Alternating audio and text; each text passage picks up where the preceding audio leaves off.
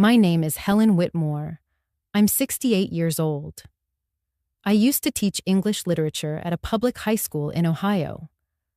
I retired after my husband passed away, and now I spend most of my days tending to my garden, baking lemon bread for the neighbors, and reminding myself I once mattered to someone. This past Father's Day was revealing. I had spent the entire morning preparing lunch. Roast beef, Brandon's favorite. I used to make it every Sunday when he was a boy, back when he thought I was some kind of magician in an apron. The table was set with cloth napkins and polished silver. I even placed a framed photo of my late husband, Marshall, at the head of the table, just so his presence wouldn't be forgotten. When Brandon and his wife, Emily, arrived, they brought with them the usual noise and a boxed cake from a high-end bakery. Jake, my grandson, gave me a quick hug before diving into his phone. Emily kissed the air near my cheek and immediately asked if the roast had gluten. But the real performance began when Emily handed a velvet gift box to her father. "Happy Father's Day, Dad," she said, her smile radiant for the cameras she wasn't even holding. "From both of us." Robert Callahan, Emily's father, opened the box with the theatrics of a seasoned actor. Inside were 2 thick, gold-edged tickets. 2-week Mediterranean cruise, she beamed. First class, balcony suite, spa included. Robert's eyes twinkled as he leaned over to Brandon. "You didn't have to, son." "Oh, but we wanted to," Brandon replied, placing a hand over his heart like he was auditioning for sainthood. "That cruise package cost $13,000. I know, because the charge would later show up on my bank statement." Then Brandon turned to me. He reached into his blazer pocket and pulled out a wrinkled lottery ticket. No envelope, no box, no smile. "Here you go, Mom," he said, tossing it onto the table like it was a grocery receipt. "If you win, half's mine, okay?" The room erupted in laughter. Emily's sharp and theatrical, Robert's deep and approving. Even Jake chuckled behind his phone. I smiled, but only with my mouth. My hands, resting in my lap, clenched so tight I left crescent-shaped marks in my palms. That lottery ticket cost $2. It was bought with my own money. The same kind of money I once used to pay for Brandon's college tuition. The same kind of money I earned working double shifts after Marshall got sick. The same kind of money I tucked into Brandon's school lunches when he was 10, so he could buy an extra carton of milk and not feel ashamed. I picked up the ticket, smoothed its creases against the linen tablecloth, and said softly, "Thank you." Emily leaned toward Robert. "We just thought he deserved something special, you know?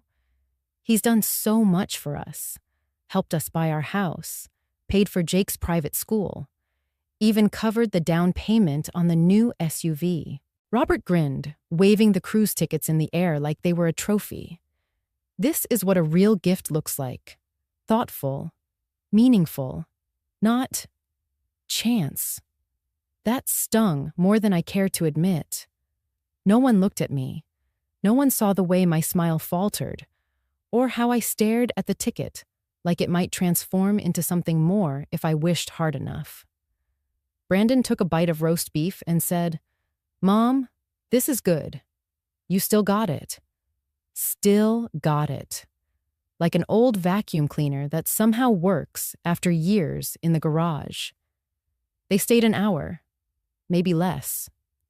When they left, there were no hugs, no thanks, just empty plates and half a cake no one touched. I stood at the door and waved as their car backed out of my driveway.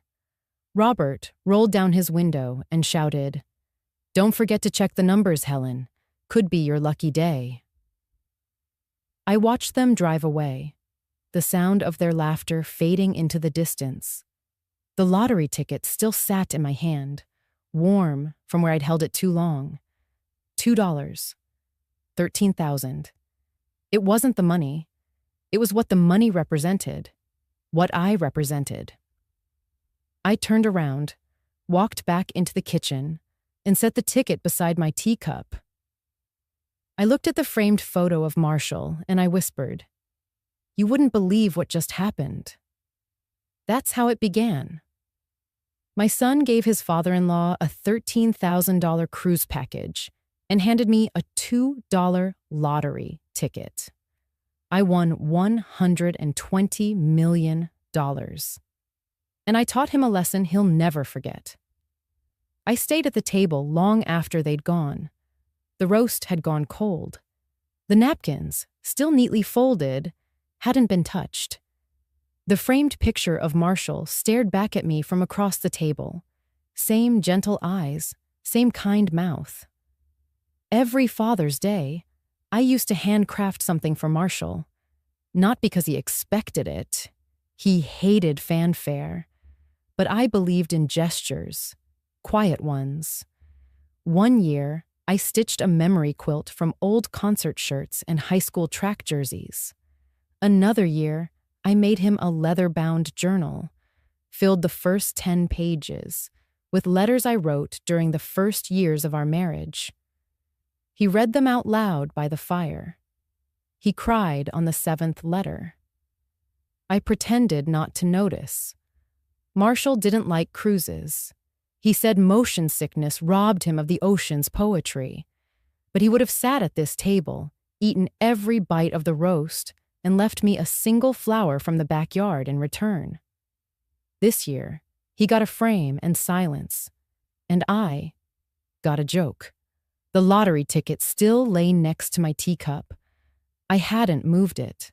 I hadn't touched my tea. I heard Jake's voice earlier that afternoon, whispering to his father when I brought out the food. Do I really have to sit by Grandma? I wanted to sit with Grandpa Robert. He always has funny stories. And Brandon had replied without pause. Sit wherever Grandpa wants you. Be polite, okay? He's earned it. He's earned it. As if love and respect were currency to be bought at luxury price points. As if my years of reading bedtime stories, of bandaging scraped knees, of sitting through winter baseball games in a folding chair meant less than 2 cruise tickets with embossed boarding codes. I stared at the quilt draped over the back of the couch, the one I made for Marshall. The stitching frayed at the corners, but it still held, unlike my son. The doorbell rang just as I was rinsing the dishes. I opened the door to find Joyce, my neighbor, holding a pie. Thought you might want some company, she said, her eyes immediately scanning the empty living room behind me. Big lunch today, huh? I nodded. They just left. Joyce followed me into the kitchen like she had so many times before. She noticed the clean plates, the spotless glasses, the unserved slices of pie on the counter. She didn't ask about the cruise tickets. She didn't mention the laughter from earlier. She simply looked at the folded cloth napkins and said gently, "You still iron these?" "I do," I said. "Every holiday. Habit, I guess." Joyce set the pie down, removed her sweater, and took a deep breath. Then she asked, not unkindly, "Helen, do you ever wonder who you're keeping all this ready for?" I didn't answer. I just looked down at my hands. The knuckles were starting to swell from age, but I still had the strength to iron, to carve a roast, to lay out place cards that no one noticed. I used to think love was passed down like recipes. Now I wasn't so sure. Joyce reached for the kettle and poured us both a cup. She didn't press the question again. She didn't need to. The silence between us had already done the talking. Outside, the sun had begun to lower, casting soft shadows across the dining room. My house still smelled like rosemary and garlic, but the warmth was gone. It had left with their laughter. Joyce looked over her teacup and said, almost like a whisper, "You know, you don't owe anyone your dignity, not even family." I looked at the lottery ticket again. $2.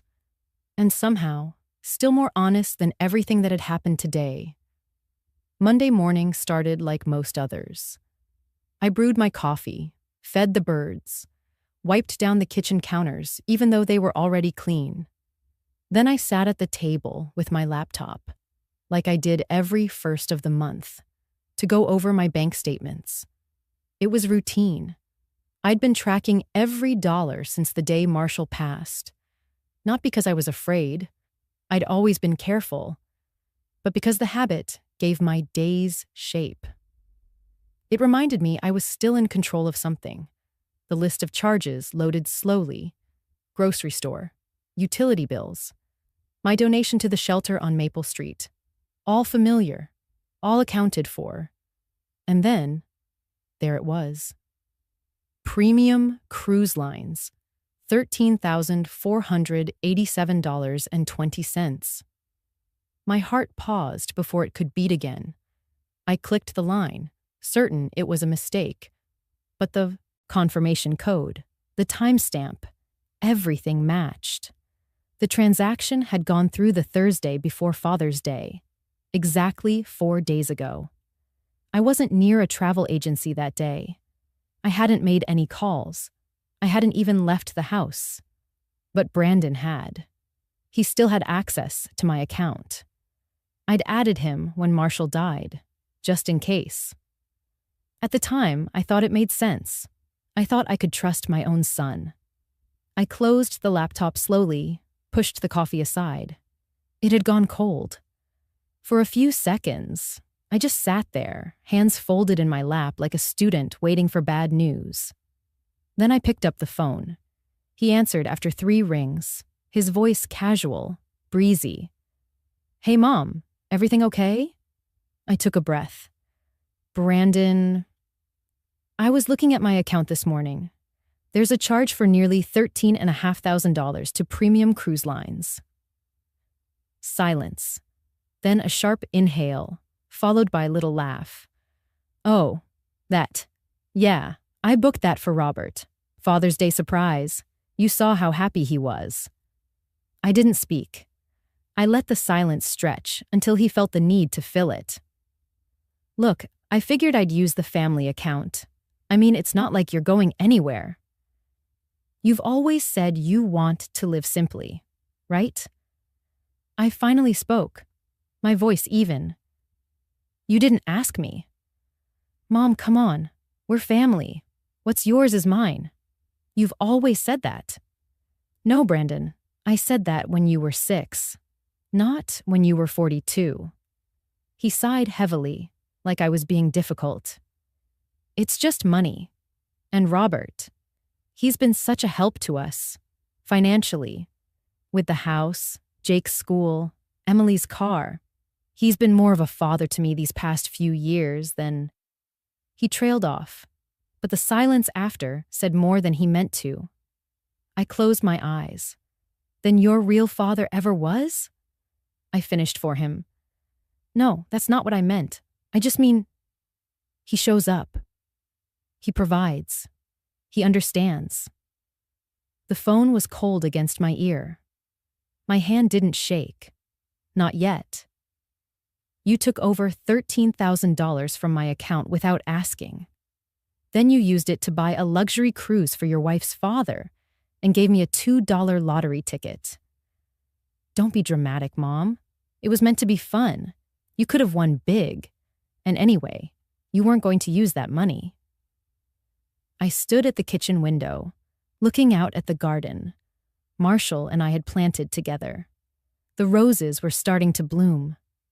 "You're right," I said quietly. "I wasn't going to use it." "Exactly. So what's the problem?" "The problem," I said, "is that you didn't see me as worth asking. You didn't think I deserved respect, or a real gift, or even an explanation. He exhaled loudly. Mom, you're being sensitive again. Let's not make a big deal out of this. We'll pay you back when we can. You're not going to, I said simply. And you know that. Silence again. Look, he said finally, voice clipped. I'm busy. Can we talk about this another time? No, I said. I think I've heard everything I needed. So what? You're mad now? You're gonna hold a grudge? No, I replied. I'm going to remember. I let that sit a moment, then added softly, thank you, Brandon, for showing me exactly where I stand in your life. Then I hung up. I didn't cry.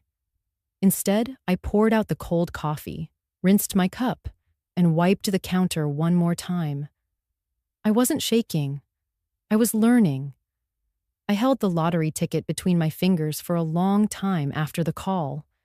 It wasn't even worth tearing. It was already bent, creased, smudged at one corner from being handled without care. Still, part of me hesitated. Not because I believed it would win. No, not that. But because I didn't want to give them the satisfaction of knowing I treated it like a joke too. But then I remembered Brandon's voice. It's just money. Robert has been more of a father. You weren't going to use it anyway. And I let the ticket slip from my fingers into the kitchen trash bin. It made no sound when it landed, just floated down gently, like a feather pretending it wasn't heavy. I stood there for a moment, staring at the lid still open, the coffee grounds clinging to the inside like regret. Then I closed it, slowly, carefully, and I turned to the kettle. I filled it with cold water from the sink and set it on the stove. My movements were mechanical, rehearsed, almost sacred. The whistle came 5 minutes later. I poured it over my tea leaves in a porcelain cup that had survived 3 decades, 2 dishwashers, and 1 angry toddler with a plastic bat. The rim had a tiny chip on the left side, just enough to snag the lip if you weren't paying attention. Marshall once called it the good cup. Not because it was expensive, it wasn't, but because it had a shape that sat perfectly in the palm, like it had been made for hands that were tired but still steady. I never replaced it. I never replaced a lot of things after he died. I carried the cup to the table and sat in the same spot where I'd been humiliated less than 48 hours ago. The same seat where Brandon tossed me a $2 ticket like it was a leftover napkin. I lifted the tea slowly. Steam curled up like memory, soft, persistent. It fogged my glasses for a second, and I closed my eyes, just to feel the warmth. The rim touched my lip where the chip was, and I didn't flinch. I'd learned long ago how to tilt the cup just so, how to hold broken things in ways that didn't hurt anymore. I looked at the teacup the way some women look at themselves in old photographs, with both longing and distance. Q sut vien nhung van am van lam, tron kong viex. Like me. There had been a time when my presence filled this house. Birthday banners hung crooked in the hallway. Brandon's muddy cleats left by the door. Marshall's baritone voice humming from the garage. Now, even my shadows felt thinner. I took another sip. Outside, the roses we'd planted were beginning to lean against the window pane, heavy with bloom. They didn't need applause to grow. They just needed tending, like people, like mothers, like the kind of love that doesn't come with cruise tickets or velvet boxes or posts for social media. The tea was warm, the silence warmer. And for the first time in a long time, I didn't feel like I was waiting for someone to call, to show up, to say sorry. I just sat with myself, with my chipped cup, and let the quiet be enough. The lottery ticket was in the trash. But I was still here, And I was not done. The house was still when the numbers came on. It was nearly midnight. I hadn't meant to stay up so late, but the kettle had whistled again, and I poured one last cup. That chipped porcelain held warmth better than any of the others. The television was still murmuring in the background. A cooking show rerun had lulled me into a daze. But then the voice changed. Brighter, sharper. And now, tonight's winning numbers for the Super Lotto draw. I almost turned it off. Almost. Instead, I sipped my tea. 5, 12, 19, 34, 47, and the Powerball. On Yeti, I didn't react at first. Just sat, like the numbers were someone else's fortune being whispered into a dark room. But something in me stirred, a strange tremor of déjà vu. I blinked. The numbers repeated on screen. Large white digits against a blue background. Powerball, 17. Slowly, I turned my gaze toward the kitchen trash can. It was still where I'd left it. Closed. Undisturbed. I didn't move for a full minute. Then I rose, walked over in silence, and lifted the lid. There it was, curled slightly, wedged between an eggshell and a used tea bag. The lottery ticket. I picked it up carefully, like it was a piece of thin glass. The edges were damp, a little torn. A smudge of jam or grease darkened one corner.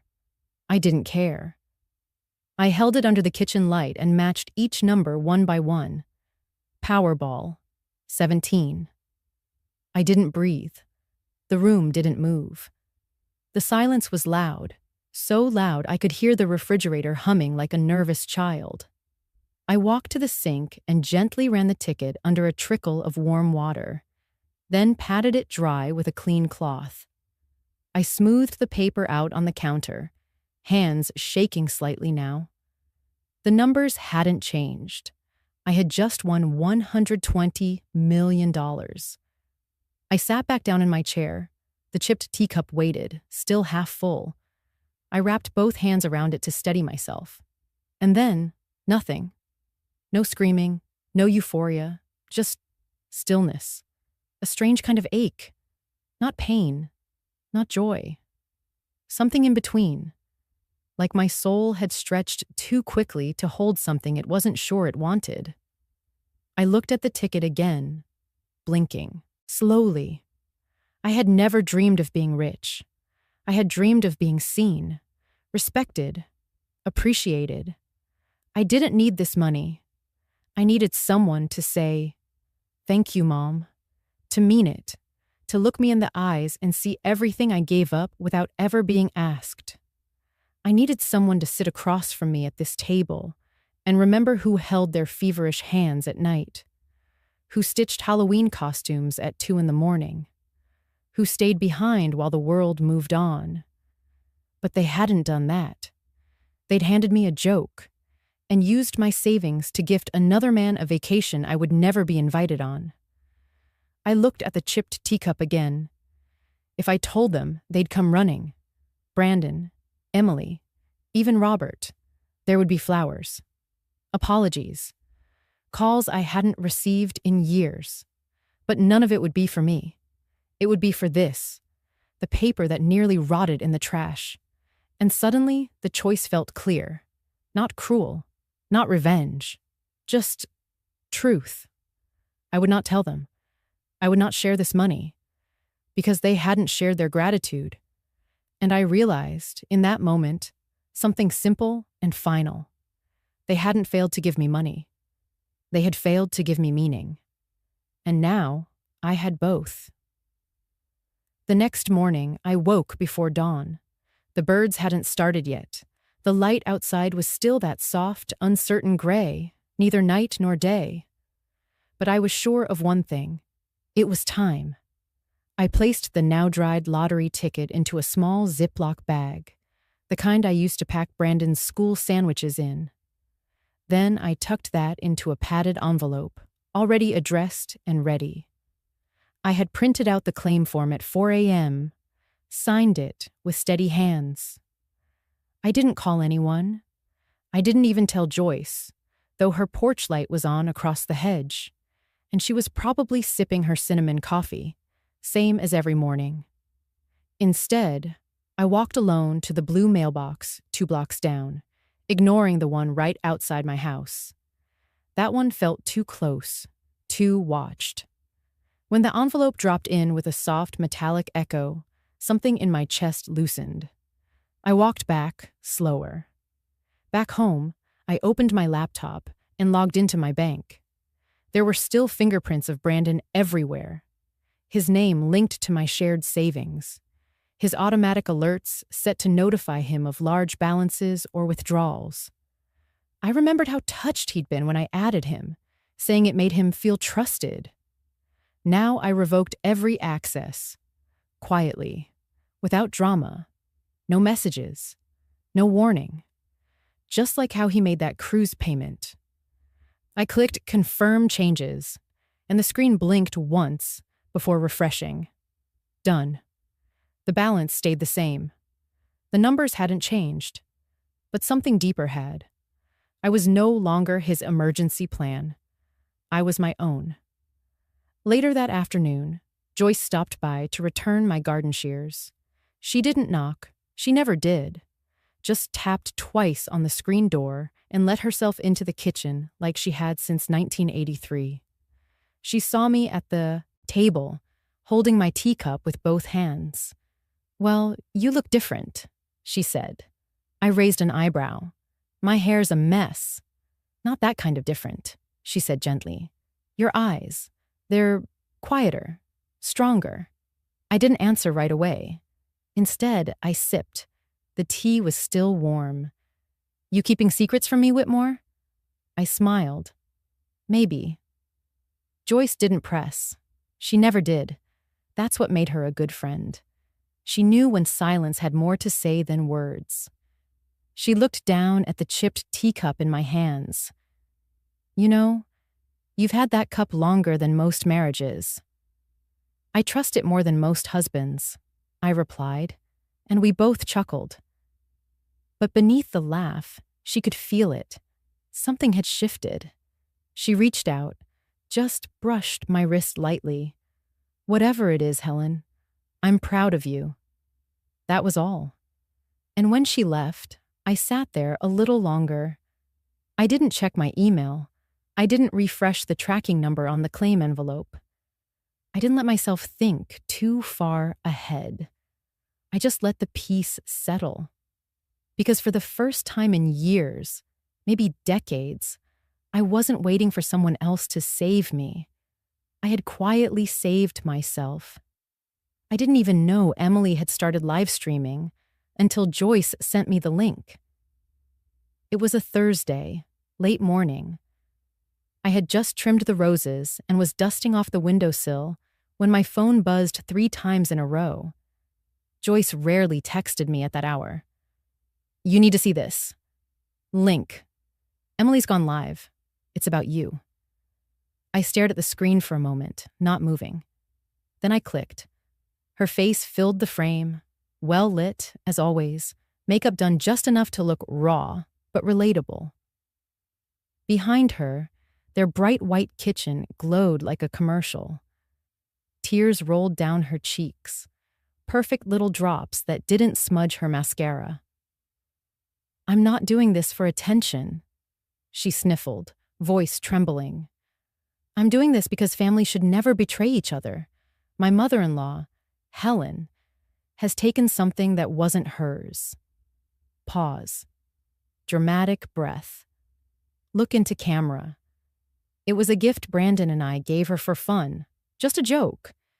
She even laughed when she got it.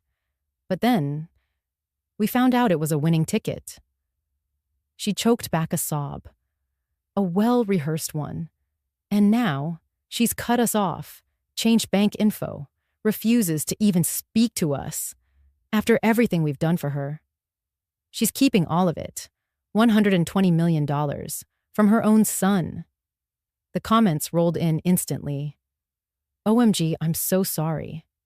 That's elder greed. No offense. I'd never do that to my kids. Family is everything. Wow. Stealing from your son? Disgusting. My mom did this too, kept everything when my dad died. Narcissistic old women are dangerous. My hand stayed still, holding the phone. I read each word like someone peeling a wound open slowly. There were thousands of views within the first hour, dozens of shares, screenshots, threads tagged with "Dahlgren cruel mother," "Dahlgren lottery thief," and worst of all, "Cancel Helen." The phone rang once. Brandon. Then again, unknown number. Then silence. Then more messages. My Facebook was flooded. How dare you do that to your own grandchildren? You look sweet, but clearly you're not. Emily is the kindest person ever, and she didn't deserve this. You raised a son who loves you, and this is how you repay him? Greedy old witch. I didn't reply. Didn't delete. Didn't post a counter video. I just sat at the kitchen table, the very one where I'd once cut out paper hearts with Brandon in 3rd grade, and watched the world spin its version of me. A villain. A thief. An ungrateful mother. And still, I said nothing. Not because I didn't care, but because I knew the truth was not something I needed to shout. I placed the phone down, turned it face down so I wouldn't see the blinking notifications. Outside, the mailman passed by. I could hear the rustle of envelopes, the soft slam of the metal flap. Life didn't pause just because the internet wanted blood. I reached for my teacup. Still warm. The chip on the rim caught the light for a second. I thought of that night when I pulled the ticket from the trash, the grease stain, the jam smear. If I had waited one more day, it would have been ruined. And now, they wanted it back. Not because they loved me. Not because they'd reflected. But because it was valuable. My silence wasn't weakness. It was memory. It was clarity. It was choice. Let them talk. Let them invent. I didn't owe them a narrative. I didn't owe them noise. I took another sip of tea, let the bitterness settle with the warmth. One truth remained. They had handed me trash, and I turned it into something priceless, without asking for anyone's approval.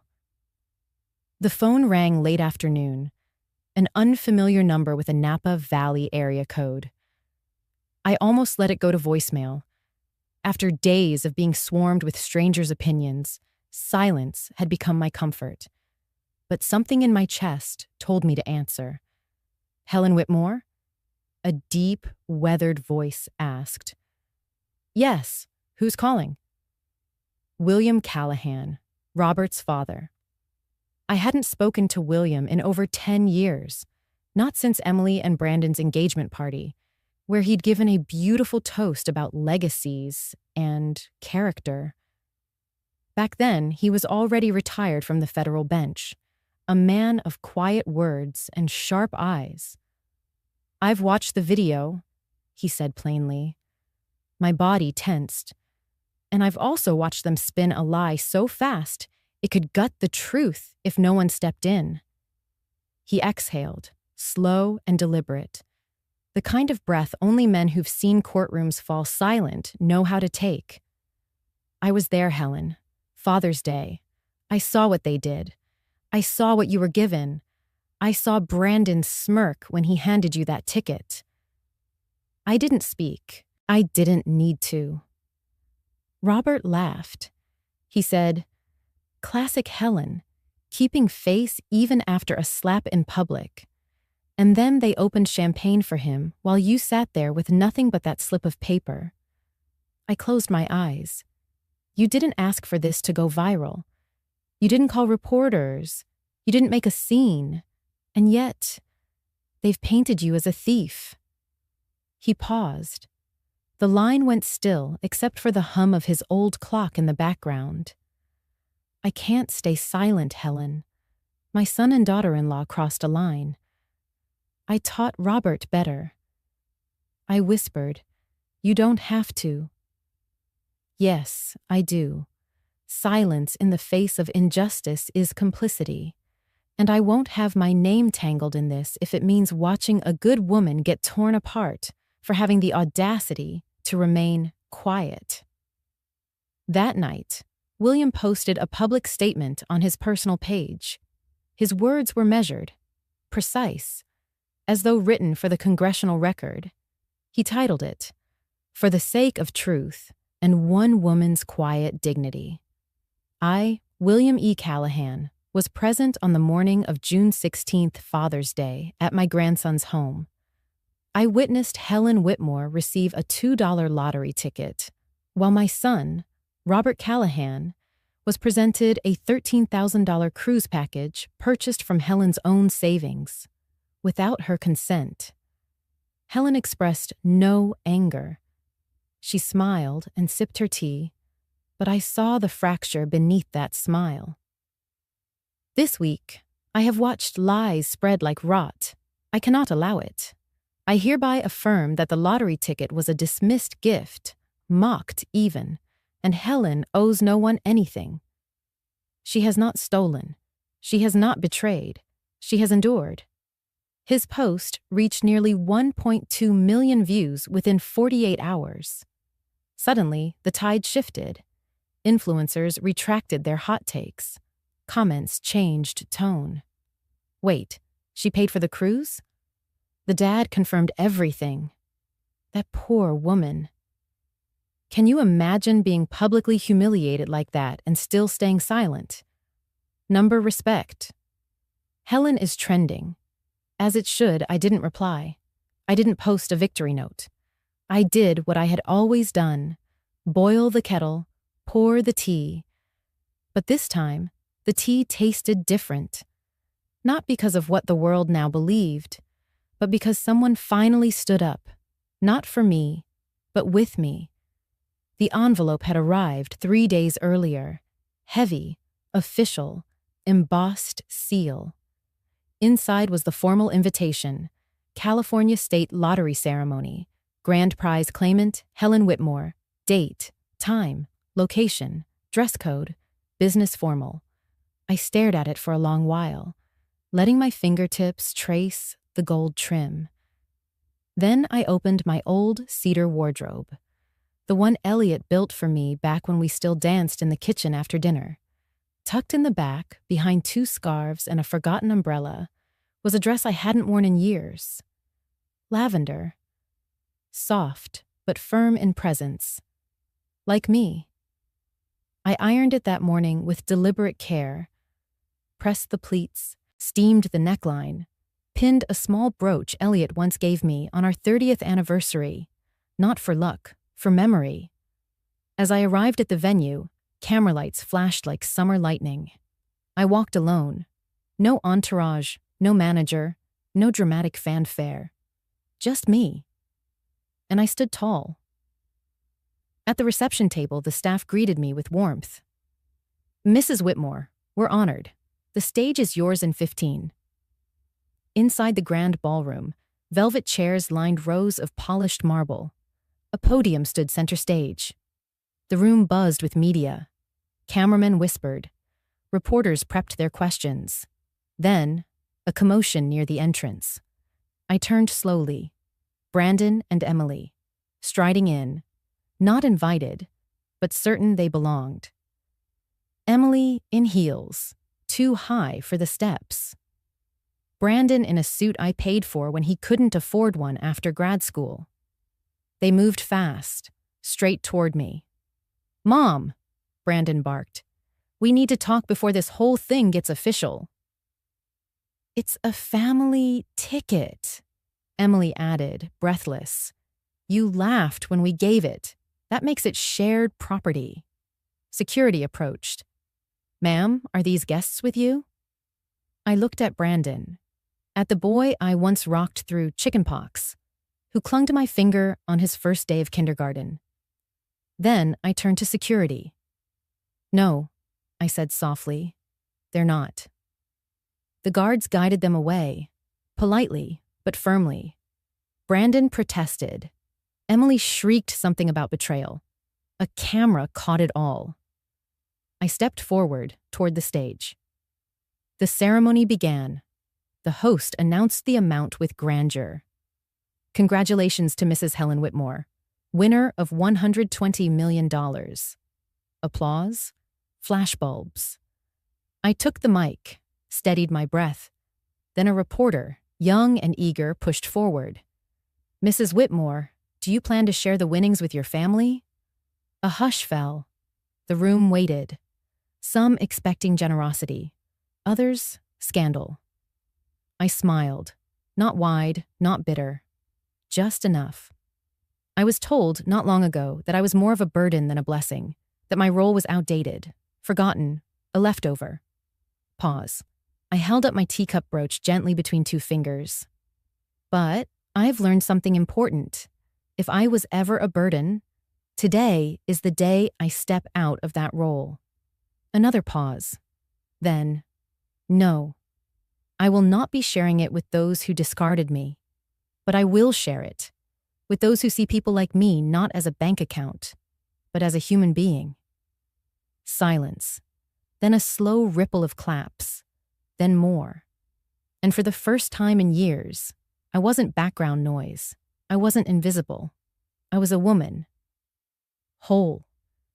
Standing where no one thought I belonged, but where I knew I did. It didn't take long for the dust to settle. The headlines lingered for about a week, maybe two. But in today's world, even firestorms have a shelf life.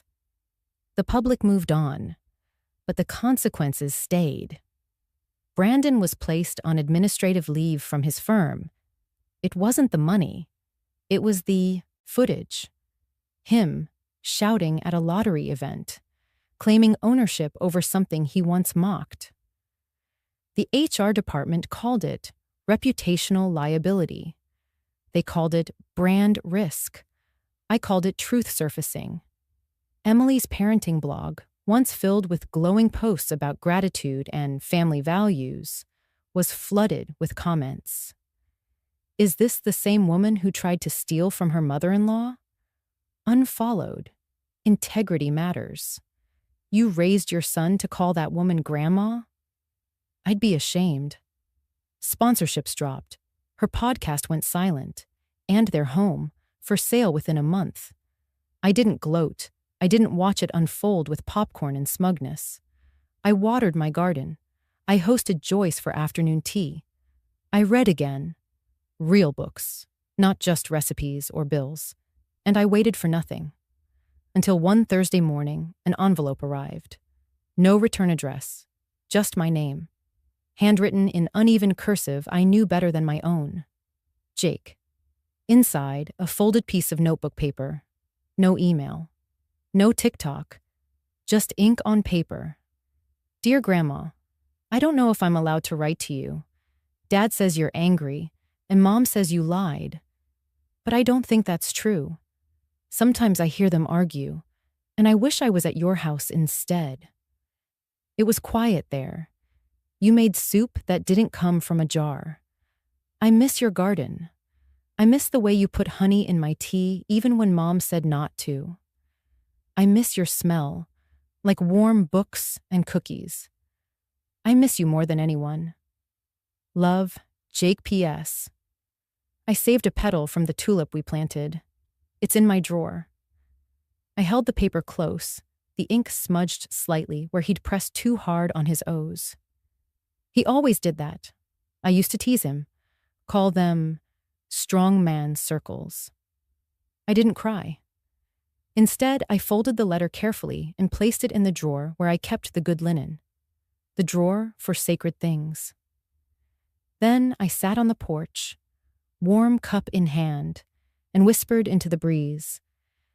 You remembered, baby. That's all Grandma ever needed. That was the beginning of something new. Not a reconciliation, not a redemption arc, just a thread. Thin, honest, and gentle. A boy who saw through noise, and a woman who waited, not for apologies, but for the softest kind of truth, the kind that comes in a child's handwriting. It was nearly dusk when I heard the knock.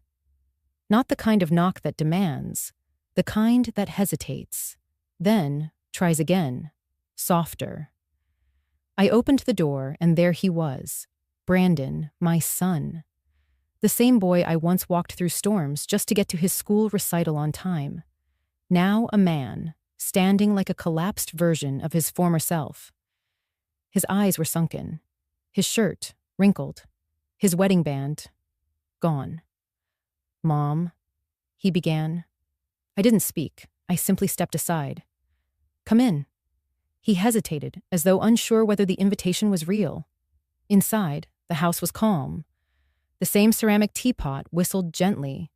The lavender curtains glowed from the sunset filtering through them. I walked to the kitchen, prepared 2 cups, sat across from him at the table. "Sugar?" I asked. He shook his head. We sat in silence for a moment, the tea between us warming our hands, but not the air. Then he spoke. "I need help." I nodded. "I lost my job. Emily moved out last week, took Jake to her mother's." I didn't flinch. "I know I messed up," he added, voice cracking. "I said things I shouldn't have. We both did. But I need to fix things." He looked up, desperate. "I need 1 million, Mom. Just to stabilize. Pay off the credit line, legal fees, a few months' rent."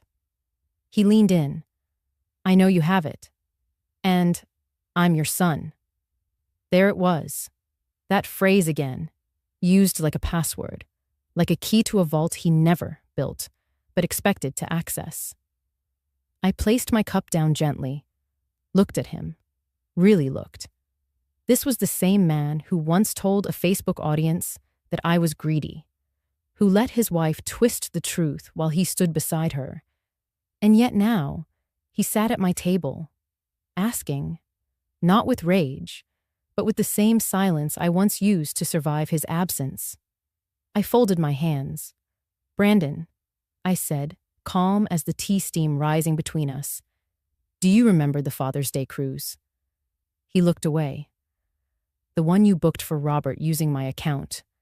The $13,487 that left without a word. That was different. It was. Because you didn't ask. And you didn't say thank you." I paused, letting the air stretch. "So let me ask you, why should I give you $1 million when you took 13,000 without asking?" He blinked. His lips parted, but no words came. I softened, not out of pity, but clarity. "This isn't about revenge, Brandon. It's about boundaries. I'm not punishing you." "Then help me," he said, voice barely above a whisper. I reached across and gently touched his wrist. "Son, I will always want you to stand, but I won't carry you while you continue to blame the weight on me." He looked down, shoulders folding in. "I'm not giving you money," I continued, "but I'll give you something far more painful. Space." I rose, taking the empty teacups with me. As I rinsed them at the sink, he remained seated, still, perhaps for the first time, truly still. He stood eventually, slowly. "Goodbye, Mom. Goodbye, Brandon." And that was it. No slammed doors, no shouted accusations. Just the truth, laid bare over tea. Not cruel, not cold, just final. As the door clicked shut behind him, I poured myself one last cup. The teacup, chipped, lavender-trimmed, held warm as always. Just like me. The screen door swung shut with a dull thud. He didn't slam it. Brandon never slammed doors.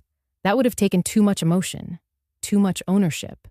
Instead, he left like a draft. Cold, quiet, slipping through the cracks and leaving behind only silence. He was halfway down the porch steps when he turned. "You know." "What, Mom?" I didn't answer. I just stood still, one hand resting on the kitchen doorway, the other still warm from holding the teacup. "You're not even family anymore."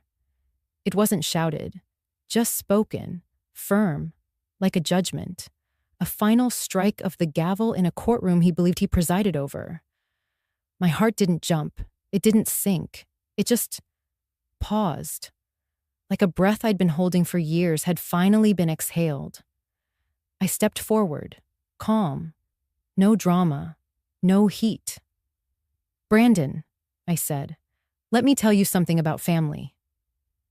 He stopped, just at the bottom step, his silhouette outlined in the amber wash of the porch light. The same light I'd once kept on late into the night, waiting for him to come home from teenage misadventures. The same bulb I used to replace with care, because my boy might trip if it's too dark. I let that moment hang between us. Then I said it. Family isn't just blood. It's not who shows up to take. It's who remembers to say thank you when they leave with full hands. He didn't reply, so I said the rest, the line that had been forming in my bones for years, carving itself into the soft parts of me every time I was dismissed, overlooked, or expected to just absorb the blow.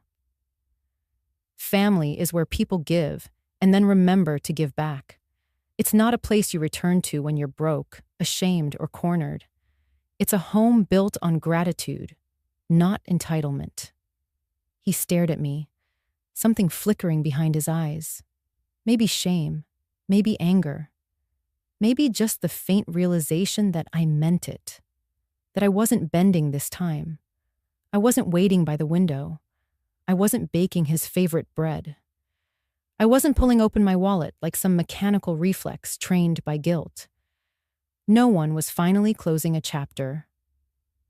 Brandon turned, stepping into the darkness of the driveway. I watched his figure grow smaller, swallowed by the shadows.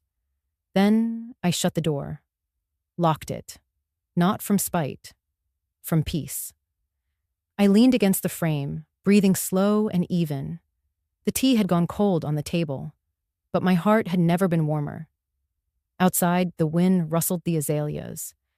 Inside, I whispered to no one in particular. I may not be your family anymore, but at least now, I am mine. It used to be an old mechanic's shop. Chipped red paint, oil stains on the concrete, the kind of place young men once huddled around engines and stories. Now, it was mine.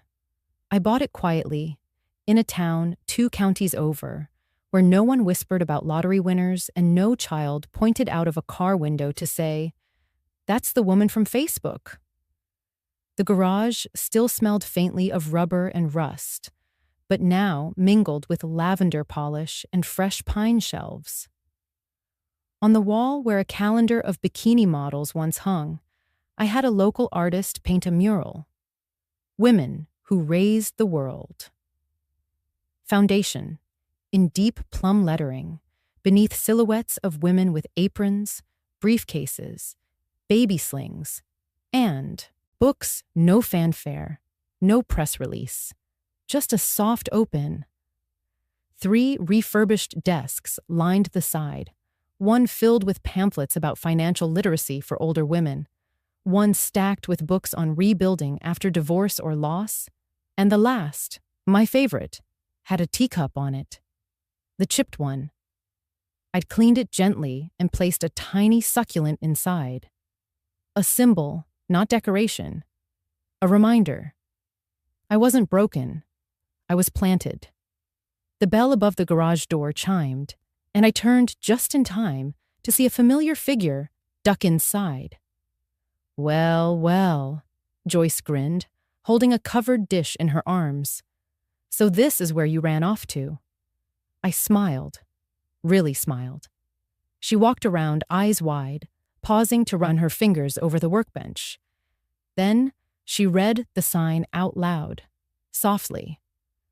"Women who raised the world." She looked at me, her voice gentled. "You found yourself again, huh?" I didn't answer right away. Instead, I took the dish from her hands, warm peach cobbler. and placed it on the small side table I'd turned into a tea station. Then I poured 2 cups. Same ritual, different season. As we sat, the sunlight filtered through the high windows, casting soft gold across the wooden floors. No words needed, just steam rising, peach scent filling the air, and the slow silence of a new beginning. But after a while, I looked at her and said, "I didn't just find myself." "Oh?" I remembered I'd been here all along. Just quiet, waiting for someone to tell me I mattered. Joyce nodded, eyes misty. She reached for my hand and squeezed. "And now you're telling others." "Exactly." A young woman walked in, maybe late 30s, nervous smile, asking about the flyer she saw at the library. Joyce stood and gave me a look. "I'll leave you to your work, founder." She winked. After she left, I sat with the young woman, explained our mission, a safe space for women rebuilding after being overlooked, erased, replaced. We'd hold workshops, support groups, quiet Sunday teas. No preaching, just presence. Before she left, she looked at the mural and whispered, "I didn't think anyone saw women like that." I smiled. We do now. That night, I closed the garage doors slowly, let the silence settle. I made one last cup of tea, placed it beside the succulent. Then I flipped sign to closed and whispered to myself, "Finally. Open." It hung just above eye level, beside the window where the morning sun slanted in soft and warm. A small, simple frame. No gold, no glitter. Just aged wood, worn at the corners, like the hands that had once held what sat behind the glass. The lottery ticket. Crinkled. Coffee-stained. The numbers faded slightly from where my thumb had pressed too long in disbelief. A tear had smudged the corner ink, not from sorrow, but from that moment when shock and clarity collided inside me. Next to it sat the teacup. Yes, that teacup. Still chipped. Still imperfect. But now, no longer forgotten in the back of a cupboard. It rested in a clear box, open at the top. Inside, a sprig of dried lavender. A gift from Jake, tucked into his handwritten letter. Below them both, on the bottom edge of the display, was a single engraved line. "You didn't break me. You reminded me who I am." People often came into the foundation and paused there. They rarely asked. But when they did, I never offered the whole story. Instead, I'd say, "That's not a ticket. That's a moment. A reminder that even when people try to write you off, the page is still yours to turn." Some nodded politely, unsure. Others lingered longer, staring not at the ticket, but at the teacup. It surprised me how many connected with that small, ordinary object. "My grandma had one just like it," someone once said. "Mine broke when I moved out," another whispered. But one woman, maybe in her 60s, stood for a long time, long enough for her tea to go cold. Then she turned to me and asked, "Did they ever say sorry?" I smiled gently. "Number. And they don't have to. Why not?" I looked up at the ticket, then back at her. Because forgiveness isn't about giving them peace. It's about giving yourself freedom. She exhaled, like something she'd carried for too long had just loosened. After she left, I sat behind my desk, the same one I'd built from old garage shelves. I opened Jake's letter again, not because I hadn't memorized it, but because some words deserved to be touched as well as remembered. In the quiet of that afternoon, the hum of life outside faded behind the thick windows. The scent of peach cobbler still lingered from yesterday's visit with Joyce. The tea was warm. And I was whole. Not because of money, not because of justice finally leaning in my favor. but because I had learned the most powerful truth of all. They didn't need to love me again. They didn't need to regret what they'd done, because I finally loved myself enough to walk forward without their permission. I closed Jake's letter gently and tucked it into the drawer beneath the framed ticket. Outside, someone opened the foundation door. "Hello?" a voice called. "Is this where strong women gather?" I smiled. "Yes," I said. "You're right on time. My name is Helen Whitmore. I'm 68 years old. And for most of my life I thought being a mother meant giving until I disappeared. Until one day a $2 lottery ticket, meant as a joke, helped me remember who I was.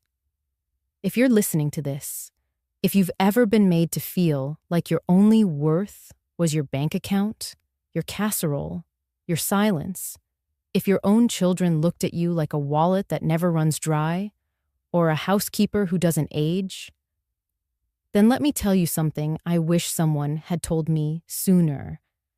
You are allowed to walk away. You are allowed to stop pouring yourself into people who only offer empty cups in return. You are allowed to say, no. This time, I'm keeping what's mine, my peace, my voice, my dignity. I'm not angry anymore, not at Brandon, not even at Emily, because anger only anchors us to people who've already let go. And I've let go too, of needing to be needed, of measuring love in dollars, of confusing sacrifice with self-erasure. What I've kept is far more valuable.